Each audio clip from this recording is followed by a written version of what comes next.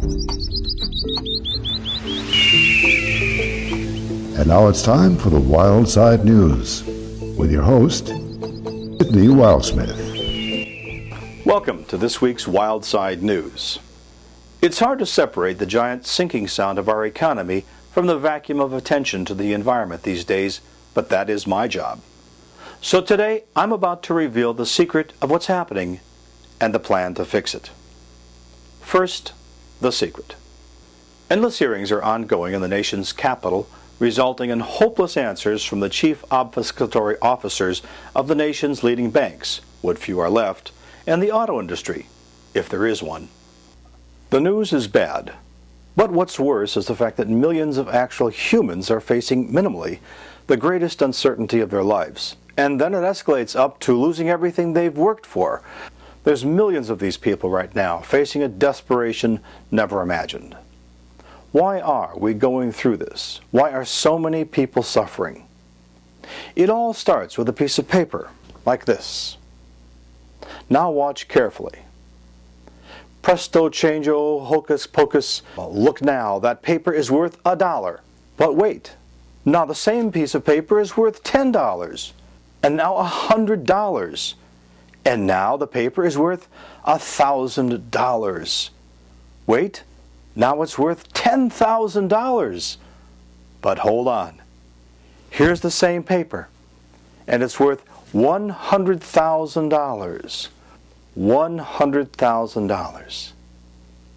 If America's actual humans, otherwise known as citizens, were each given one of these pieces of paper, they'd be off the street and back in their apartments. As a matter of fact, buying an apartment. And whereas before they couldn't even get financing to buy a cheap car, now they could buy 6 cars. People could pay off all of their debt and take a vacation for a year. All because of a magic piece of paper. Now I'm sure this all sounds a bit hokey, but actually it happens. Remember 8 months ago when we each received a check for around $500 as part of the President's economic stimulus plan? What a joke. It cost us $150 billion and did nothing. Why? It's what we all did with the money. We spent it on marbles when we needed to build mountains. We could have used that $150 billion to launch a national program for American energy independence. Let me show you something. Okay, here we are in the vault at Fort Knox, and I've been cleared to make a brief point. Thanks.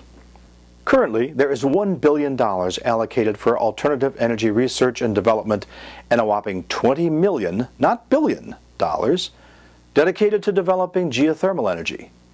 We have enough geothermal energy to power the United States for hundreds, if not thousands of years.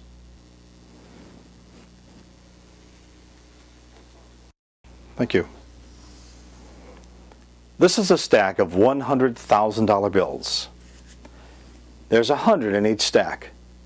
This is worth $10 million. These 2 stacks of paper here are what it takes to fund our geothermal energy program. That's $20 million worth. If they printed up the $700 billion bailout plan in $100,000 bills, it would make a stack 9 feet by 9 feet by 9 feet high. Out of that whole pile, here's what it would take to fund our entire renewable energy program for 1 year. That's $1 billion. It makes you wonder how much of that big stack of money we should remove to get America back to work, creating clean tech jobs, building wind systems, building solar panels here in America and installing them. How much paper would it take to get America working on becoming energy independent? At this point, it's fair to say the only thing holding us back is green paper. We're suffering from a green paper shortage. But they're printing it up as we speak. The real question is, what are they going to do with it? And while they're figuring that out, people won't be able to buy like they used to. They'll have to conserve, to consume less, to cut back. But actually, that's what the world needs right now, because we are consuming the world to death. So here's a catch-22. If we fix the problem and put everyone back to work as before, we'll end up right where we were, consuming ourselves into oblivion because our economy is based on consuming lots and lots of stuff, and huge portions of our workers will continue to manufacture, market, sell, distribute, deliver, and service all this stuff we don't really need. So how do we allow people to live and earn a living without tearing up the planet? Now, as promised, a plan.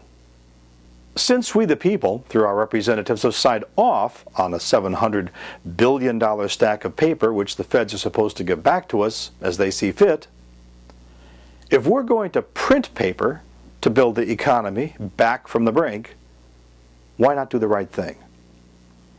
With a dramatic commitment, our nation could be mobilized, beginning almost immediately, to use our existing levels of technological sophistication in solar, wind, geothermal, biofuels, hydrogen, distributed systems, nanotechnology, advanced materials, and systems development to retool and construct the manufacturing plants, reconfigure our auto industry, hire and train workers to prepare for the transformation of our society that would benefit all of us and all those to follow, and significantly change our hopes, our security, and our dreams.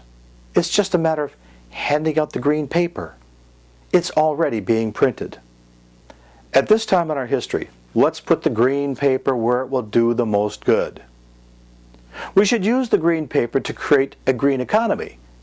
We could call it the decade of discovery, because the technologies that would emerge would revolutionize the world. It would be the American miracle. Start with governors who would identify available resources, which are sitting fallow at this time, but which could be quickly transformed into manufacturing centers for residential and business solar panels, and for appropriate wind systems that could quickly be distributed throughout the nation. People could be quickly employed in designing and manufacturing energy-efficient lighting, heating, air conditioning, and appliances of every kind to lessen our dependence on foreign oil, energy, and capital. People should be employed to get the job done as soon as possible, as we would in times of war. We could grab a stack of green paper and set up regional training centers in vacant facilities around the country, and hire trainers to re-educate the unemployed and put them back to work, re-energizing America. Some of the paper could be used to involve schools at all levels to become partnered in these efforts.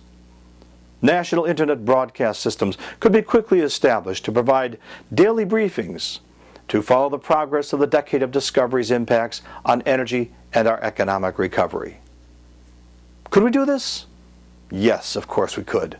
The green paper is being printed as we speak. Should we do this?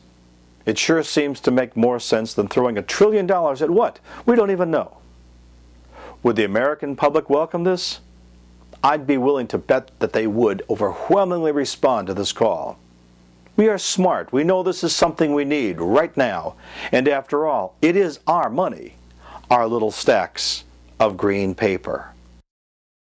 Will it happen? It's up to you, really, to pass this vision on, hold to it, embrace it, and now more than ever, let Congress know what you want. If we do it now, by the time the Obama administration begins, it will be on its way towards building a new, sustainable, energy-independent nation.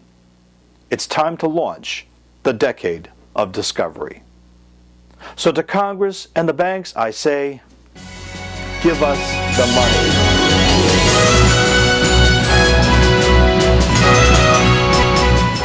The only thing at this point keeping this from happening is what we do with one large stack of paper. This is Sidney Wildsmith saying adios until we meet again next week or anytime on the archives at www.WildSideNews.com when your voice of the earth rings out around the world here on the Wild Side News.